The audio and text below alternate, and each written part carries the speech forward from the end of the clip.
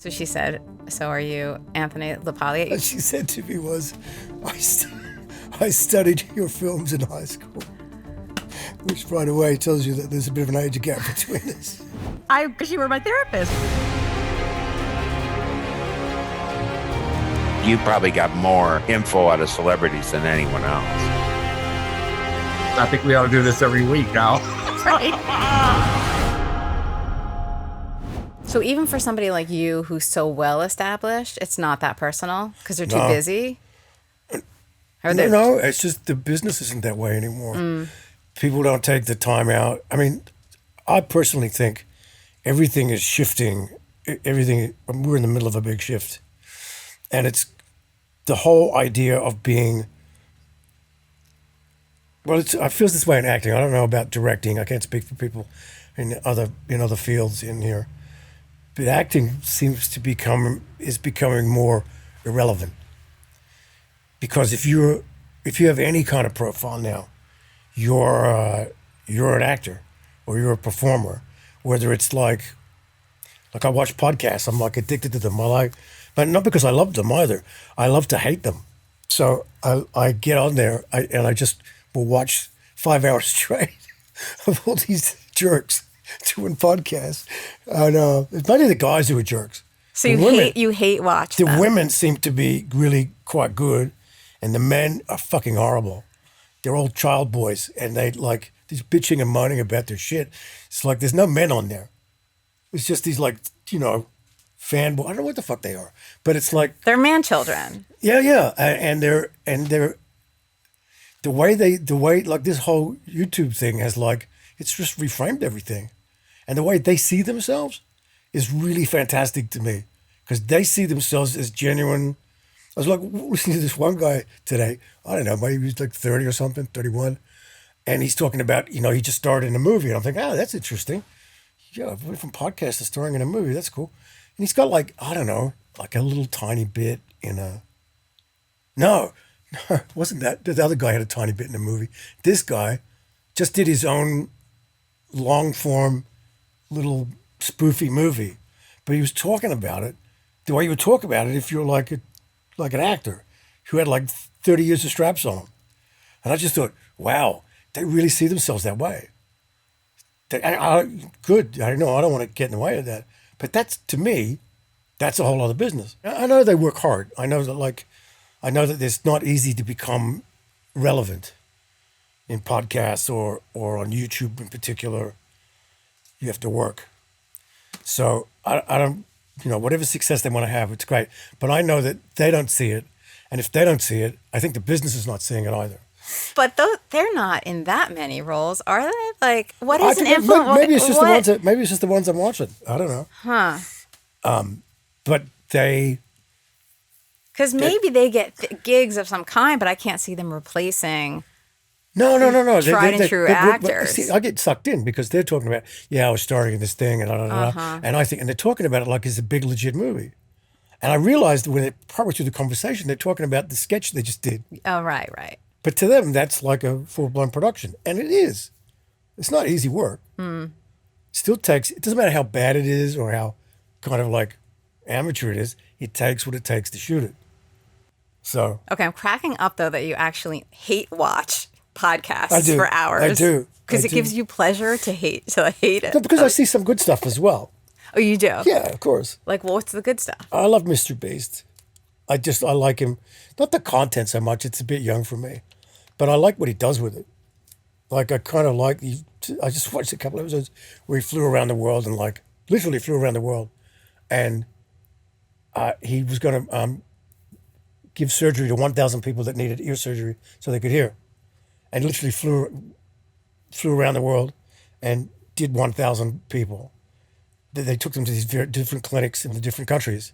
And while they were doing that, just pick out the odd rando person and chuck 10 grand in his lap. Here's 10 grand. Here's a car. And it's just so kind of it's not even it's real philanthropy. It's really, that's the philanthropy of a very rich dude, but not just rich in money, but rich in spirit. So YouTube, yes, you're all over it. Yeah. And that's where you watch the podcast. You don't just listen to the podcast. No, I don't Okay. listen to them. I need a visual. I can't just listen to them. And do you watch TV? Yeah, all the time. Okay. What do you watch? What have I been watching? YouTube. You're like Gen Z watching YouTube instead of TV. Watching YouTube. It's an endless rabbit hole. You just can go down there. Do you click on like the suggested videos? And Yeah, stuff? I look at it. I just go, and I get annoyed if the algorithm's not picking up what I like. Because I know the algorithm's everything, but my algorithm is shit. Because they know what I like and they keep feeding me shit. That's because you keep watching it. So this guy likes this Some stuff. of it's really good. I like I like the angry guys. Okay, what about social media? You're on social media, aren't you? Or I am. somebody's doing it? I don't do anything. You don't do it? No. Somebody's doing it for you? Yes. Okay. And then getting back to TV, so are you a drama or a comedy person? Or movies do you like to watch on TV? On TV, I watch anything that's good. I've been through the whole Netflix catalog probably. What do you consider Trying to think good? what I like. Oh, I really liked. What is that? It's an English comedy. I Hate Susie. I Hate Susie. I don't know what that is. Oh, it's so And I good. watch a lot of TV. Really? That's on what? What's it on? Netflix. I Hate Susie. What is it about? She was a pop star in real life, and she plays this kind of I washed know up what pop you're star. talking about. She's blonde? Yes, Yep. she's fantastic. This woman is amazing in this show. There it is. I just finished I Hate Susie too. But she is amazing in that show. So do you like Sharon Horgan's things? Who's that? Okay, so she did things like it wasn't the first, but Catastrophe. Did you see that? That was with Rob Delaney, and Sharon Horgan is Irish, and she has these great shows that are on the edge, and they're totally different, and they're sharp, and they're smart, and they're funny, and they're sad, and all of it together. watch it. Okay, so Catastrophe, I recommend that. Okay, but I don't quite have a feel for what you like, because you only gave me one show. So let's see what else you got. I like documentaries. Okay. I just plow through them. So I don't know if you would like this or not, but I've been pushing this one documentary series lately called Couples Therapy on Showtime. I tried it. You don't like it? No. Okay, so I wasn't sure. I feel like when people are on camera, they're fundamentally performing. And so I don't feel like that's a truthful, I don't think I'm witnessing, I feel like I'm witnessing a person who goes, oh, I'm on camera, I got to do something. So I feel like their performances, they're not performances, but they are driven by being on camera. Okay, I'm so Doesn't feel interested in authentic- that. doesn't feel I'm so authentic to me. intrigued by that. You know why? Because to me, that's the worst thing also. I don't like when I sense that people are performing.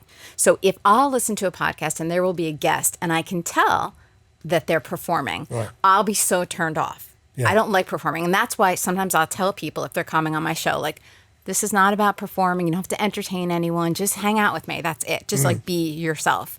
But it's funny because that is a sensitive thing for me, whereas it turns me off. But when I watch Couples Therapy, I don't get that sense. And I'm I do. usually so good at picking up inauthenticity. I think that show really depends on like where you are in your own personal life, how you react to it. So interesting. I kind of feel that might have some influence on it. So are you performing right now? No, I'm happy. come on. I'm happy in my. No, this is Really? Yep. Totally. Okay, so you said no, I'm happy in what? What are you happy in? I'm happy in my personal life. So, with my wife, and if it's good with the wife, it's good with the life. Yes, I think that's true.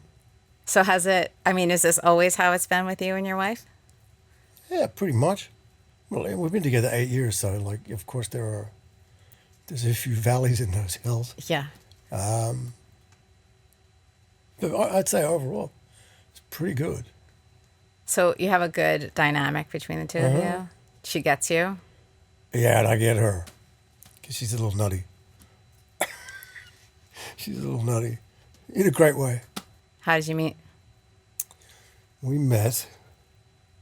It's a really long story, and it's not that interesting. It's not? No. Can you give me the short version? At a bar. Oh, all right. Does it get shorter than that? Who came up to who? She came up to me. Did she know who you were? Yeah. So that's interesting. Like, how does that, did you know, like, oh, this She is didn't someone hide who it. knows? She didn't hide it. she also didn't make a big deal out of it either. She just kind of got it out of the way, which was interesting. So she said, "So are you Anthony LaPaglia? You She pronounce it knew. LaPaglia, right?" Yeah. She knew. She just said, "You." What she said, what she said to me was, I studied your films in high school," which right away tells you that there's a bit of an age gap between us. What are we talking about? How many years? A few. Okay. It's easy to look up. So you liked it that she was like had studied you? No, not really. Oh, okay. I found it a little bit. I found it a little. That was a little. Reminded me of my mortality. So no, I didn't like it. Well, we met, and then we didn't actually get together for over a year. We met, and then I had to leave, and then I don't know, life was happening, and I actually didn't talk to her for a year, and then I went back, and we met up again. Same bar? No, different one. Different one. So There was a lot of stuff going on at the time. That We sounds were like both a busy. Huh? coincidence that you would see each other again. And when I got back, she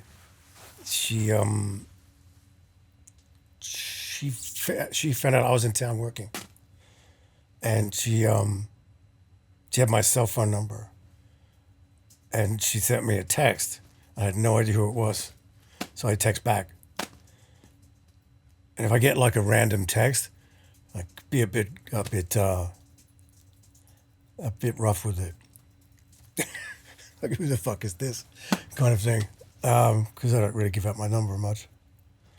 So if I get like a text that comes in with just a number, and you'd be surprised how many you get, especially on WhatsApp.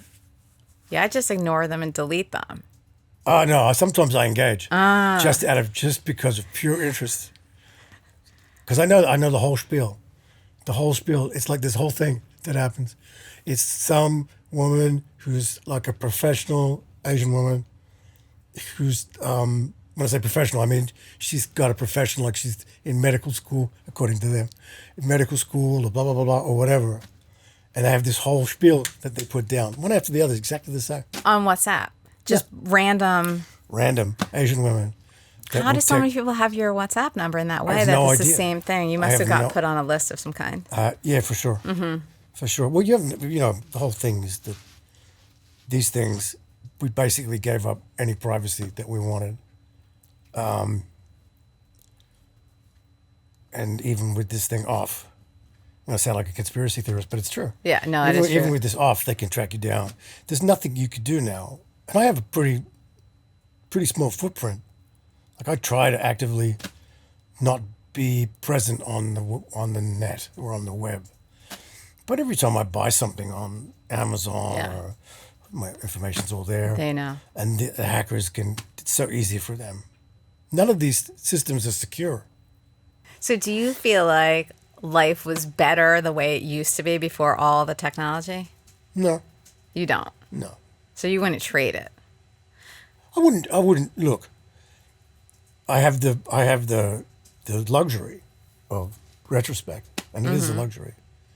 And I enjoyed how empty and quiet it was when I was growing up, because it was. Yeah. So I have a 20-year-old also, and we held out until he was 13. Well, I have an older daughter also and a younger son, but we were like 13 is the number, and they insisted that they were the only kids in their entire grade. I promise you they were, because I know that my daughter at her school, all the other parents just laid down. Yes. And they just handed over the phone. They did.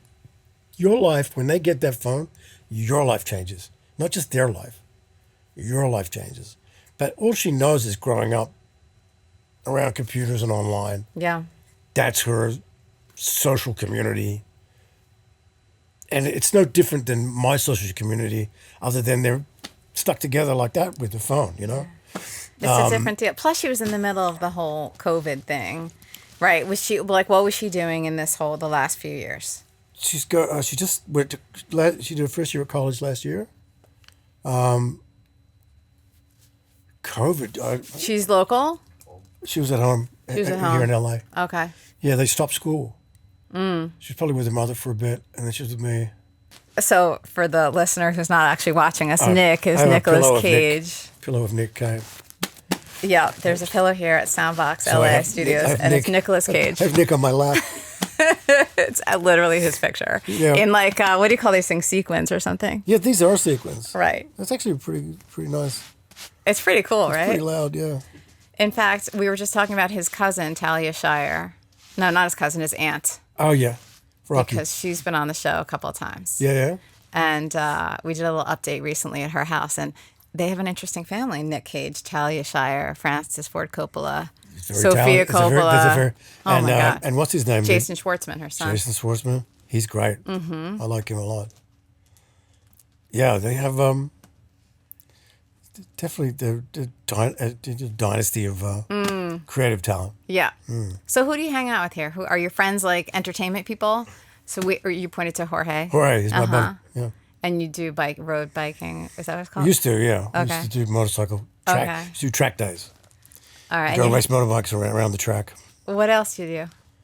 Just hang out, And watch drink, YouTube. talk. He's the supplier of my mezcal. So what do you do when you're not working? Like, is it hard for you when there's No. nothing in production? No, it's not hard for me at all. I actually don't do much. I'm going to do a play Oh, another one? in Australia. Yeah. Oh, in Australia. Okay. Will you go back to New York at some point? No, Okay. Why not? I do go back because my daughter goes to school there, so I go to visit her. But to do a play there, financially, it's difficult, and the commitment is too long. This is only 5-week rehearsal, 2-month performance, so I can deal with that. It's the 6-month deal that you have to Yeah, make that's a lot. to go. Even off Broadway, they want a fairly substantial. Well, off Broadway, they might want a lower commitment, but the money is you can't even do it. Right. So let's talk about, Yeah. would you want to go back to a show like Without a Trace, that kind of criminal procedural kind of thing, where it's the same thing over and over? No. No. Are you glad you did it, though, at the Yeah, time? very glad I did it. So you felt good. You feel good about it. Yeah, it is. Again, it's not too complicated. It was what it was, and it had a really great fan base. They kept it alive for 7 years. We consistently stayed in the top 10 for 7 years, and that's not easy to do. And that's only because people enjoyed watching the show. So we had a good loyal fan base, which was great. Yeah. This was the first series I'd ever done for longer than a year. I didn't think it was going to go. Oh, you thought it was not going to? No. What, because you're not an optimist, or because you didn't think it had the goods? I didn't think it had the goods, to be honest. I thought, I saw the pilot when they did it, and I thought, I'm out. And because I was very unsure going into it. And once I said yes, I kind of had buyer's remorse. You did. Yeah, because I was, at that time, I wasn't tied down to anything. And I knew I was going to shoot in LA, so I'd have to leave New York, which I didn't want to do at the time. But I'm glad I did now. I don't really miss New York anymore. Yeah. No, I've come to really like LA. I'm in the process of relocating out here. I'm based there, and I come out. Where do you live there? I live in New Jersey, in the burbs. Where in Jersey? Do you know Jersey? A little bit. Bergen County? My friend of mine was an actor. I used to hang out with him all the time. Where? Bobby Pastorelli. You probably don't know. Some people listening or watching will know who he was. He was a great actor, but we used to go to Paterson, New Jersey. Oh, Patterson. Where his family was, and we got tattoos. I got my first tattoo in Paterson, New Jersey, with Bobby. That's so random. What's the tattoo? Oh, it's good. It's all gone now. It's like it got covered up with other stuff. So you've had tattoos removed? No. Oh, no. it's covered up with other stuff. Yeah, it was a shitty tattoo. Well, I went with Bobby because Bobby was getting a wolf howling at the moon on his chest. So he said, "You come. I got a guy in Paterson, New Jersey. He's great. Come on, we'll go." I'm like, all right. So I go, and I'm just hanging out with him, and he's laying on the chair and it looks like it doesn't hurt because he's just laying there talking to me. Blah, blah. He's getting this big wolf on the moon. on his chest. And he says to me, "Hey, you want a tattoo?" I'm like, I don't know. Yeah, come on, get one. So he's like, "Oh, all right." He said, "Get a little one. Come on, get a little one." So he said, "Pick one out over there." So I go over to this board and it's got like all these different things on it. And I pick out the worst tattoo ever. It was like a dagger with a heart and then like a sword through it or something. It's sort of very cheesy. And then I started getting the tattoo, and I suddenly realized how painful it was to get them. And he knew that I would like start sweating and the pain would be not that much fun. And he got me to do it because he just wanted to see that. And he started laughing. Anyway, he was a good guy. Okay. And that was fun. Anyway, so I got that tattoo, and then I thought, I got to get this covered up with a better tattoo because this is terrible. So then I got another tattoo that was bigger, and then I just kept going. So it's all up and down your arm. Anything else? Any other spot? Backs, Oh, okay. up and down here. Okay. Yeah. So what did you learn from your first marriage? Was it your first? Kind of. Ish. What did you learn from your first ish marriage? So your second marriage, more. The first one doesn't accurate? really count. That was really short. That was like When was that? a couple months. Oh, a couple of months. So you were super young at that point? I was 25, 26. Okay. So that came out. So the first, second. What'd you learn? So what'd you learn? Maybe you didn't learn anything from the first. No, because I wasn't in it long enough to learn anything. What I learned from the first one, you can check out sometimes in a relationship, I think. In my case, certainly. You can check out in a relationship, and your partner can also check out in their own way. Or not notice that you've checked out. That can happen too. And if you don't touch base every now and then and just check in with the other person, really check in with them, not just superficially check in with them, but really check in and ask them how their heart's doing and how they're doing, then the longer that gap goes in that kind of communication, the more likely it is that you're going to listen. In any long relationship, it does evolve and morph into something else other than what it was in the beginning. That's normal, but it just depends on what it was to start with, what the foundations were like to start with, and what you allow it to turn into. And it requires that you. If you want it to work, it requires that you check in before it's the other person has checked out, or you've checked out so far you can't really get back in. And that happens over. That relationship was like 13 years, which is a good chunk of time. Mm-hmm. I think it may be better in this one. What may be better, that you're checking in more? Yeah, we've been together 8 years. Now, my current wife, as I call her, wife number 3, it's a lot better in that respect. So how did you learn that about the checking? And is that like hindsight that you saw that later? Yeah. After the marriage was over? Yeah, I would definitely take responsibility for this. The first one was just nuts, so it doesn't even really count. Yeah, not that one. But you learned it after the marriage was over. You thought about it? No, I left. So, it gets complicated, but it got messy, and then we tried to work on it. But by then, by the time, and also like if something's going bad in a relationship, you either get out or address it and get out, or address it and work on it. Mm-hmm. You can't sit in the middle, just waiting for it to collapse around you. Yeah. Which is what people do. I think. Yeah, it doesn't go away. I did, yeah, for sure. And I could do it because I was working.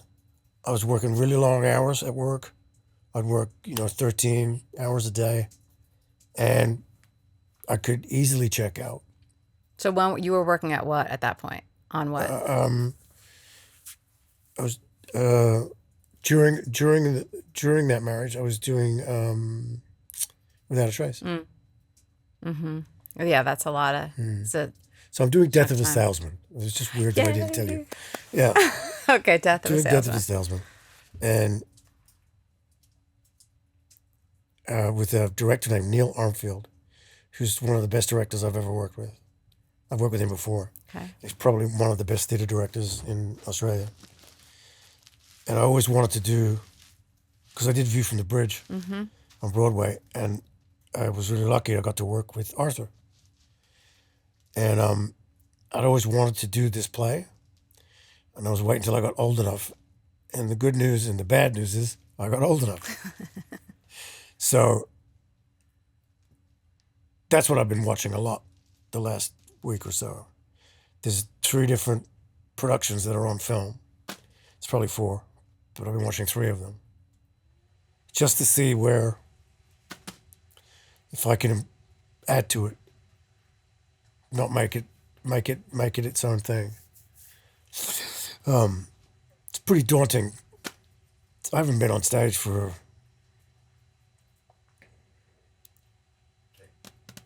10 years. 10 years.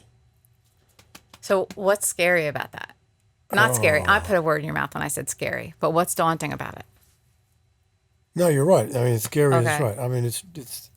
I'm scared to death, and but at the same time, I have this feeling of relief that I'm going to get back and do it.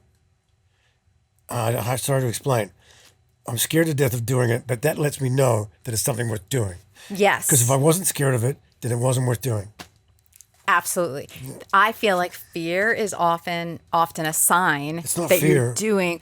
Okay, scary, fear. whatever, dread, maybe it's not dread. It's What did just- you say? What was the word you used? Again? Daunting. Daunting. Yeah, it's like a huge thing that comes on top of you, and it's like, can I even get past this? I don't know. Yeah.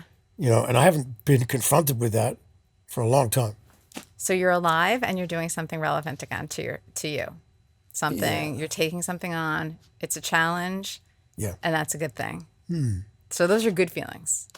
Yeah, but I haven't gotten to but I also know the different phases that, like rehearsal. I know what the first week of rehearsal is like. I know what the second week of rehearsal is like. I know that you get to the 4th and the 5th week and you're not fucking ready. And you're just like, you go into this space where you just think, I'm like, I don't know, I have this thing every time I do theater. I'm the last person to get off book. It drives everybody crazy. But it's not because I don't know the lines. It's because I just, like, if I give up the script, then I have to commit to something I'm not ready to commit to yet. So I have the script in my hand and working off it. But people want to get into it. Like, I know people are off book like 2 days into rehearsal. And God bless them. I'm glad they can do it. But it takes me a while to figure out where I'm going, what I'm doing. Not just the physical stuff. The physical stuff is one thing, but also like the emotional path. And I'm like an old Italian. I like to lay those roads down nice and tight before I put the car on it and start driving. So I'll probably be the last person off book again, which stresses everybody out. But I don't want to stress them out. So Then they need to know at the beginning. I'm already having these conversations. Yeah. Well, I tell them. Here's the thing. If that's your method. Every single time I go into one, and I've done it ever since I started doing theater, because I realized pretty quickly that was my MO.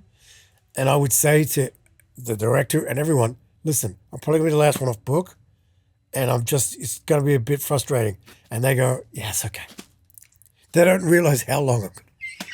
So like the night before. No, it's not like that. The last one was a bit like that. But no, it's not like that. It's by week 1.5, everybody wants to do everything. They want to like start doing their like character shit and all that stuff. And I'm just like, nah, you go ahead, do it. I just like, I gotta kind of bumble through this, like a bit like Peter Falk and Columbo when I'm trying to work it out. And look, he comes in at the end with the thing. That's his process. So far, it works. So far, it's worked out that way. But there's going to be a day when that doesn't happen. And I'm not ready. Came close last time. The night before. It was the night before. The night before opening. I was doing a play, and my friend was directing it, Stanley Tucci, and it was on Broadway. And it was a farce, and I'd never done a farce. So I was having a really hard time. I was taking it in a literal way. And in a farce, you can't. You just got to say the lines and open the door. Door, lines, door, lines, door, lines. It's like, and if you don't open the door for the right time for the right person, none of it works. Mm-hmm. So I was still trying to play it. Like, I was trying to act it. And you can't act it. You just got to think it, do it. Think it, do it. Think it, do it. Mm-hmm. And I just could not wrap my head around that. I was having such a hard time. Stanley was very patient. And he was like, how you doing with the doors? So Stanley, have you watched his show, his Searching for Italy show? Yeah. Love that. Yeah, I love it. Talk about documentary. Stanley's just doing on film what he's been doing his whole life. It's fantastic. Whenever you go to Stanley's house, he's like, there's always a great red and a great meal coming up. And so as long as I've known him 30-something years. Oh, that's pretty good. A long time. So he's one of the people you hang out with. Yeah. I don't really hang out with a lot of actors. Uh-huh. Some of the actors I hang out with are dead. Or what? Dead? Dead. Like who? They just passed away. And there are a lot of good dead actors, I'm just saying. There are a lot of good dead actors. That's why I'm asking you who they are. No, I don't want to say. Okay, you don't have to. No, it's like... But there are a lot of good ones that I feel like are icons, and we lost them, but they were... We did, and recently, and it's like...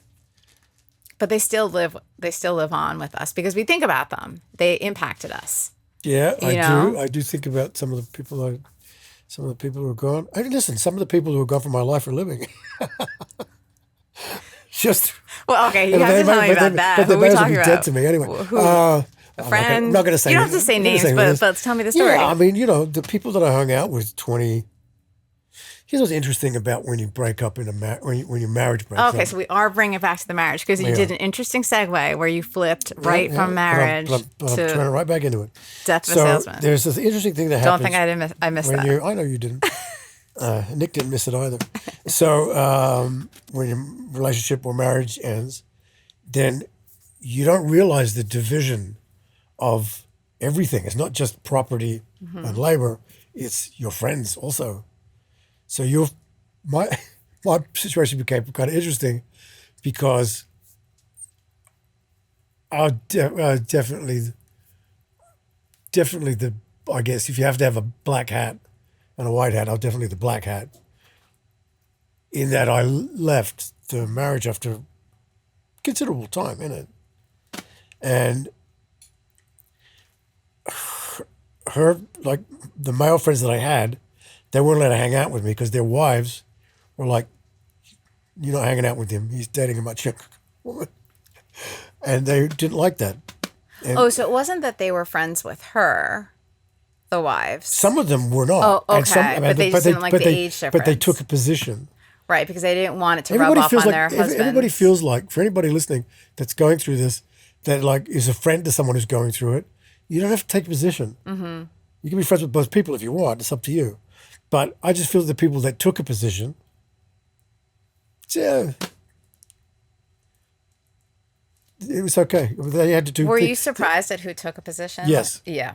Yeah, I was. A lot of people took position.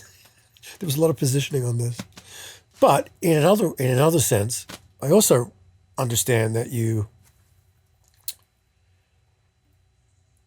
every 8 years or 9 years. You go through a bit of a sea change in your life. I'm 64 now. So what I thought at 25 is completely different to what I thought at 30, what I thought at 35, what I thought at 40, what I thought at 45, and now at 65 is completely different. I have different priorities. Yeah. I have different friends. Mm-hmm. Some of them make it through and some of them don't. And I'm okay with it because I think that that's just kind of like the evolution of your life. I feel like I wonder if it would be hard to make new friends at this stage for you because of just how famous you are. No. But you it's meet more, them It's more how weird I am. So How weird are you? listen, getting me here today wasn't easy. Wait, tell me about that. I don't leave the house. Ever? Not much. Well, I hear you were busy all day and all week doing things. Yeah, at home. Oh, okay. So how did I get you out of the house? A publicist, Yay, Craig. Craig. So Because he gave it the thumbs up. I was going to bail on it. To be honest, Love the honesty. I was going to bail on it. Today, for sure. were you going to bail on it? Like today you decided? Before I got here, an hour before. What did he say? Nothing. He just kind of like, he just he makes it okay. Why were you going to bail? I just didn't want to do it. Because? I just didn't want to do it. So you don't like to talk about yourself, or you just don't like to get out of the house? Both. Yeah. You were going to say something. I don't know. I'm just going. I just guess I'm going through a period of like. I'm quite. I don't know. I don't know if there's that much room in my life for like new friends. Some friends are making a comeback. There's some older friends that have been gone for a while, and some of them are making a little comeback. But even then, it's like I'm quite happy in my own company. In your own world. Do you live alone? Oh no, you have your wife, right? But my wife's, she's younger, so she could. She's out and about doing yeah, things. yeah. But she's just gone. She's gone to Greece with her mom and her sister. So and a 9-month-old baby that her sister had. So that traveling show is not for me. Okay, but so here's the thing. When you say you like to be by yourself in your own company at home, like that doesn't sound like weird to me. And you said weird, that you're weird. I'm talking about I will not leave the house for like a week. Yeah, I don't think that's so. And I won't speak to anyone except for him, maybe. I don't think that's so Okay, unusual. maybe as you get older, that's what you want. Yeah. I was always that way, even as a young kid. In Australia. Yeah, like I'm not comfortable socially. So I wouldn't guess that from you right now because you seem. I've become a seasoned trooper. Mm-hmm, you're a trooper. And when I have to do it, so you are performing. I can do it. Huh? Well, no, I'm just deciding to talk to you. That's not really performing. I didn't have to learn anything. How does it feel? Okay. Is it painful? No, you make it fairly easy. Okay. Fairly easy. Yeah. Pretty easy.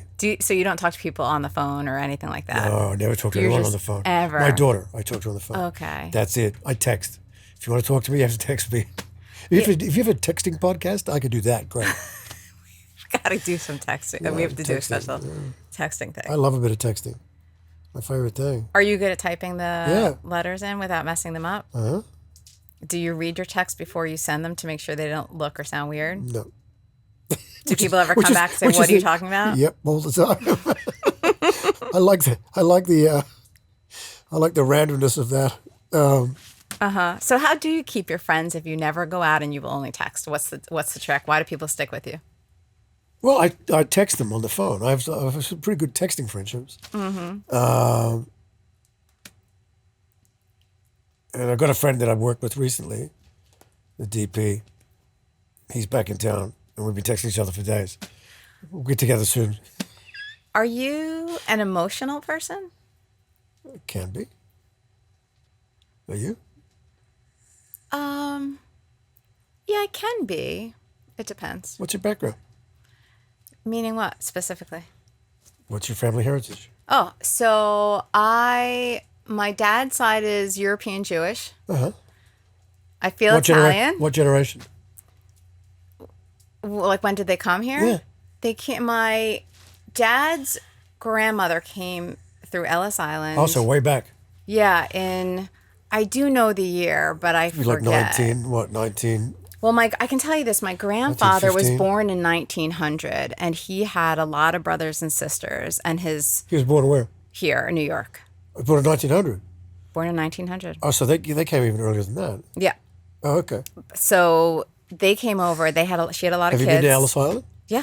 Have you looked up- Yeah. Do you have the... Yeah, me too. Of course. My grandfather came through Ellis Island as well. Okay. From Italy, what part?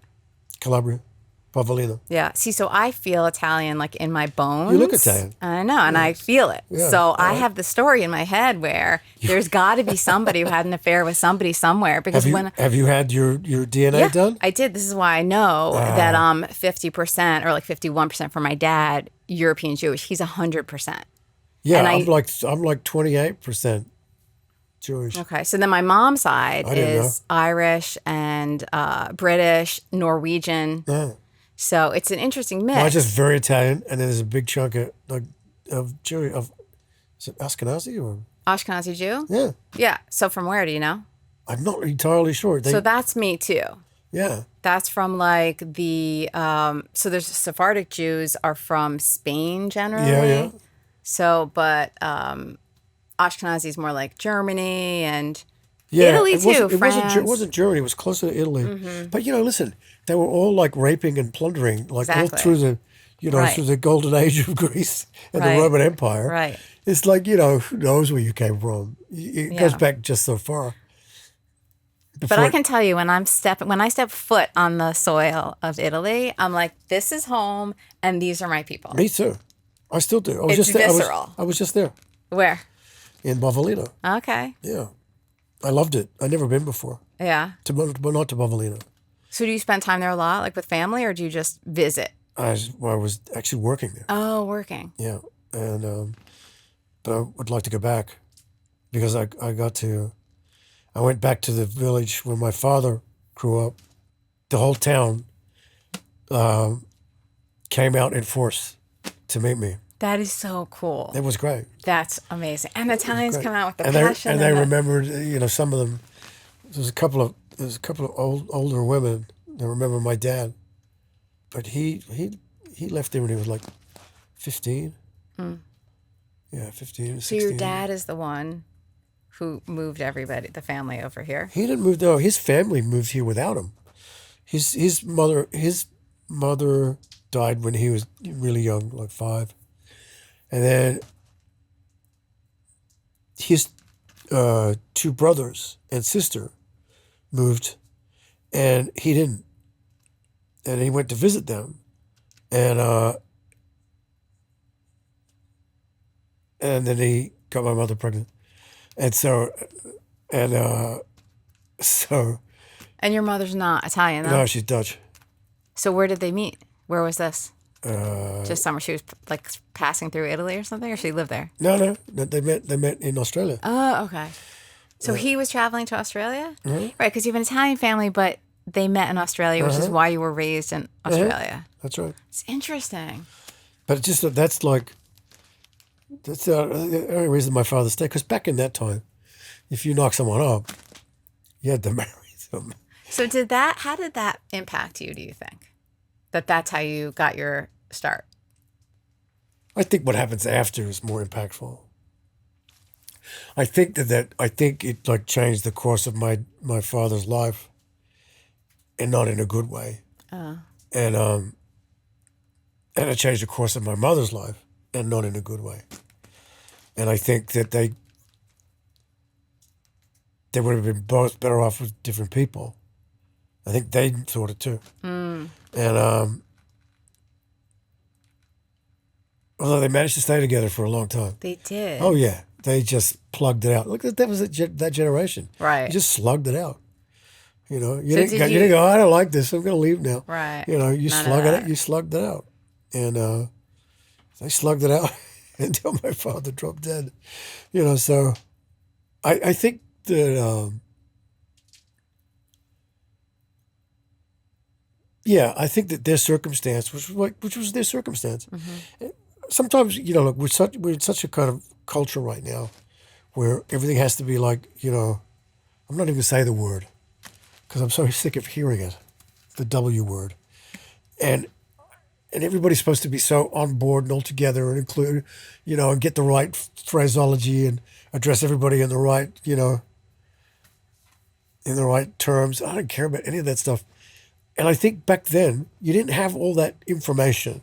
And you didn't have all those tools to work with. I'm not saying my parents weren't smart. They weren't bombarded with like, you should do this, you do that, you do this, you do that. It wasn't that. It was like, this is the circumstance you're in. Now fucking like two wrestlers in a corner. Now go work it out. You know, Yeah. So you got some of that grit. for sure. Yeah. For sure. You know, so that the impact was much more after, like, you know, as a result of that, I think my father was not a happy guy ever. And my mother, I don't think, was particularly happy either. So when you grow up with that, again, you're not equipped with the box of tools to understand. I grew up in my dad was a mechanic, my mother was a secretary, and